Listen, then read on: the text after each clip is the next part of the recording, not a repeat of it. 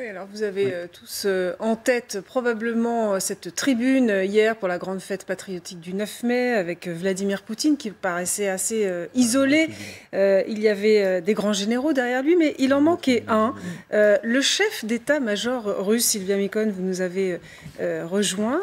Où est-il passé, Valéry Gerasimov? On avait dit qu'il avait été blessé. Ce sont les Ukrainiens qui avaient dit cela. Effectivement, et en tout cas, c'est vrai que la dernière fois qu'on l'a vu aux côtés de Vladimir Poutine, eh bien, c'était le 27 février. Souvenez-vous, le président russe annonçait la mise en alerte des forces de dissuasion nucléaire du pays.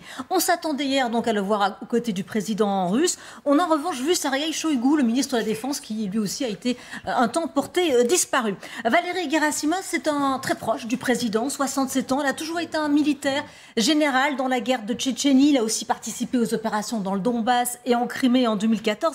Il dirige les armées depuis 2012. C'est lui qui a planifié l'invasion de l'Ukraine aux côtés du ministre de la Défense, nommé d'ailleurs au même moment que lui. Alors il est apparu aux côtés de Sergueï Shoïgu pour la dernière fois, c'était le 19 avril, pour une conférence de presse. La voici, cette conférence. Eh bien, depuis, plus de traces de lui dans la vie publique. Selon un responsable du Pentagone, il s'est rendu dans le Donbass à fin avril pour rencontrer les troupes dont on dit que le moral est au plus bas et faire aussi état de l'avancement de ces troupes dans cette partie du pays qui est désormais la priorité de Moscou. Il se serait notamment rendu à Izium où une attaque ukrainienne a eu lieu justement cette même semaine.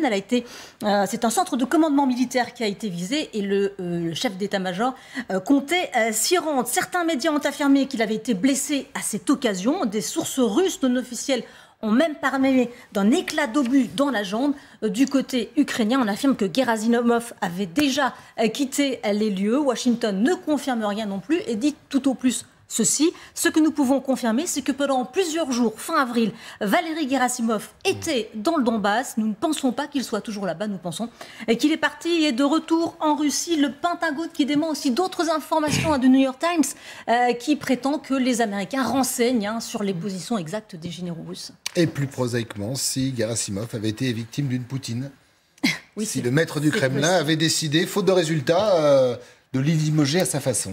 C'est possible, en tout cas c'est un général à qui tout a réussi jusqu'à présent, et notamment la Crimée qui a été prise sans combat. Mais Vladimir Poutine, il est isolé, entouré d'un cercle restreint dont Gerasimov fait partie. Alors pourquoi l'envoyer dans cette zone à haut risque? La stratégie russe de guerre, elle est connue des Ukrainiens, elle ne les a pas surpris. Moscou a été obligé d'employer les mêmes méthodes qu'en Syrie, encerclement, bombardement massif, une guerre brutale qui a aussi de lourdes conséquences. Et puis surtout, cela ne vous a pas échappé, il y a eu une nouvelle nomination. C'était mi-avril à la tête des opérations russes en Ukraine. C'est Alexander Vornikov, dit aussi le boucher de Syrie, qui a repris la situation en main et on dit qu'il pourrait peut-être succéder à Gerasimov.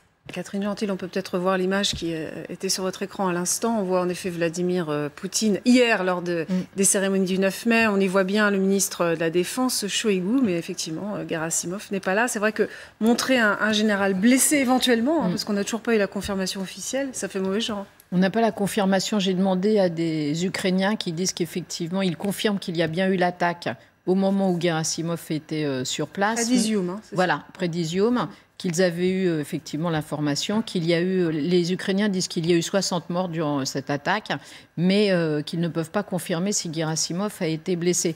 Mais ce qu'il faut savoir sur Valéry Gerasimov aussi, c'est que peut-être que vu la difficulté de la guerre, Vladimir Poutine ne le considère pas comme assez allant, si j'ose dire, parce qu'il faut se souvenir que durant la guerre de Tchétchénie, justement, vous vous souvenez aussi sûrement d'une journaliste russe qui a été assassinée, qui s'appelait Anna Politkovskaya et qui était une opposante au régime de Vladimir Poutine. Et elle disait que Valéry Gerasimov était le seul qui avait sauvé l'honneur de l'armée russe dans cette épopée de Tchétchénie, parce que effectivement, il avait personnellement tenu à ce qu'un soldat russe qui avait arrêté, torturé et finalement tué un Tchétchène soit poursuivi, traduit en justice. Donc peut-être que ce qui lui a valu les honneurs et la reconnaissance des opposants à Vladimir Poutine aujourd'hui est un handicap pour lui, parce que peut-être que Vladimir Poutine considère qu'il n'est pas assez féroce dans la lutte contre les Ukrainiens.